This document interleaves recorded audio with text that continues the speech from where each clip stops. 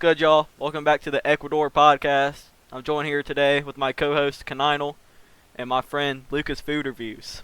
Uh, you like Hey to guys. you like to say anything before the questions? Well guys, this is a wonderful day. I'm excited to be here. Um yeah, that's about it. Okay, pretty much, can you introduce yourself and your background in food reviewing? Well, so I'm Luke's Food Reviews, as you guys probably already know. And my background in Luke's Food Reviews is, you know, I've really had a love for food since, I was little. And I've always just thought that like without food, like I would just felt like I was gonna die. So Facts, food facts. That's really what's up. helped me keep going and living. And that's why I chose to pursue reviewing food because it just really helps me be myself. Oh, facts, facts. What do you look for in a great dining experience? Hmm. So that's an amazing question. I really enjoy that question. But so one of the best dining experiences is number one. You definitely have to have a Mountain Dew. So preferably a Mountain Dew voltage. And you know, you really just have to have a nice scenery. And you really just have to be locked in on the food, and that's about it. Facts. That's Oh, facts, facts. yeah. So if you don't mind, we're gonna move to a bit more personal questions here. Alrighty. Um, what type of neighborhood did you grow up in? The slums, suburbs, the Well, projects? No I house. would That's definitely also an say option. this is a pretty hard question. It really hits home for me. I did grow up in the slums, as one might say. Is that what Um, inspired you to start showing less wealthy families what the importance of good food is? that's exactly that's one of my biggest reasons, and I really like that, and I really like what you're saying here, because that is a good uh message, and that is a good thing to do. And that's really another reason why I really like to review foods. Because I really like to have a nice scenery, saying people in the slums will realize, wow, if I want to be as cool as Luke's Food Reviews, I gotta have a nice house. So then they work to have a nice house and a nice home, and I really just like helping to motivate people to get nice food, nice drinks, and nice houses. Facts, facts. What are some of the biggest challenges you face as a food reviewer?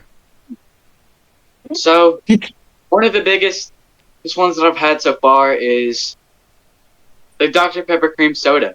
It took me a while to be able to get my hands on that, and I really just want to do what the fans want. But it's pretty hard for me because it's hard to find rare items like that, especially when you are trying to get your bread up, as one might say. So it's really pretty difficult to get the best prophecies whenever you don't have anything at all as apparently. Because I built Luke's Food Reviews from scratch, I would say. Uh, you said you built it from scratch. Was there anybody else behind the scenes that helped you? Oh, definitely. I had a lot of supporters. I had my wonderful cameraman, Ken Anal. He's actually the co-host today. Oh, word. Uh, Facts, facts. he's been one of my biggest supporters. He's helped me get my money up. He's, you know, been just a really big supporter. And he's been my cameraman for free. And I really enjoyed that. And I really just think that he's been one of the biggest prophecies so far. And of course, my friends, they've been a big, uh, they've been a big inspiration on me to keep going and stay consistent.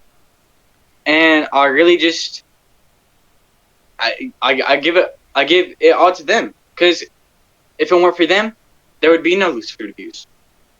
Facts. Have you made any surprising discoveries while reviewing food? Hmm. Yeah, mostly the ratings. I did think that the Dr Pepper cream soda wasn't going to be too slow.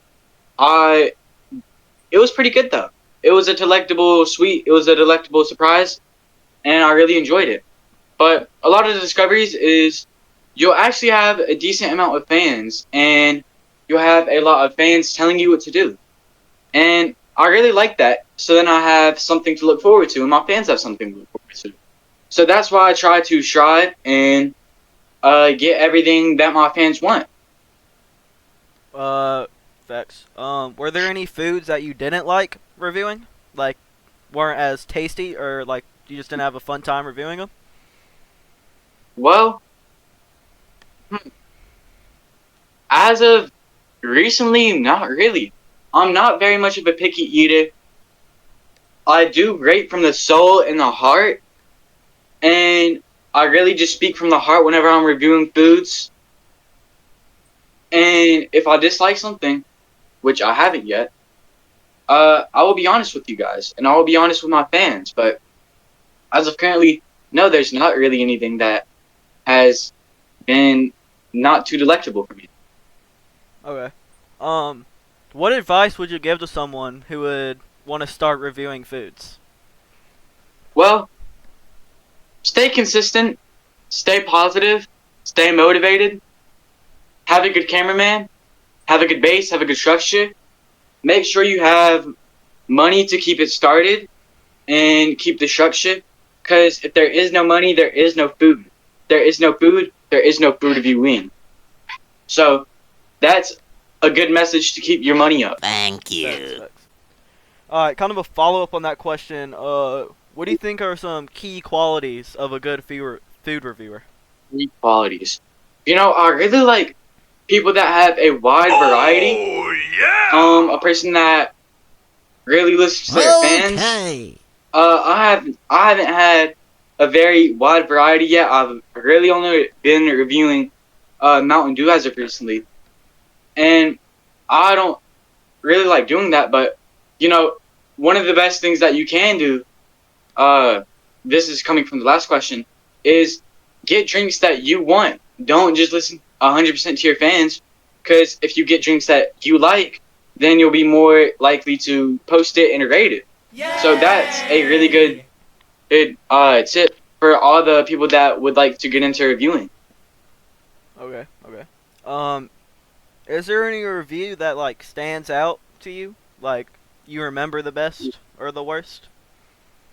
Well, my first one, that was a good one to say the least. But the one that sticks out to me the most, and the one that's most personal to me, well, is the Dr Pepper cream soda itself. I really enjoyed this food review because all my fans were asking for it, and once I really got it, I really felt like that was a big step from just reviewing Mountain Dew, and I really enjoyed that, and it was a pretty intriguing video in my opinion. But another one of that is the Purple Thunder. I really like the production quality and the cinematography of it, and I really like how that one was filmed.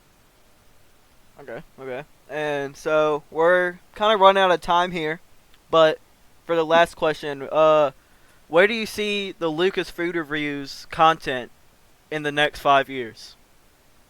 Well, I would hope skyrocketing up, and then I have a lot of Luke's for reviewees and a lot of Luke's for reviews.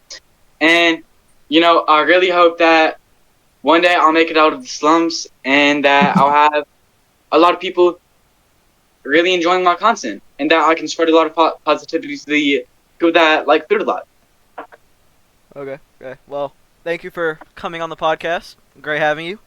Oh, man. Yeah. I really enjoyed being here.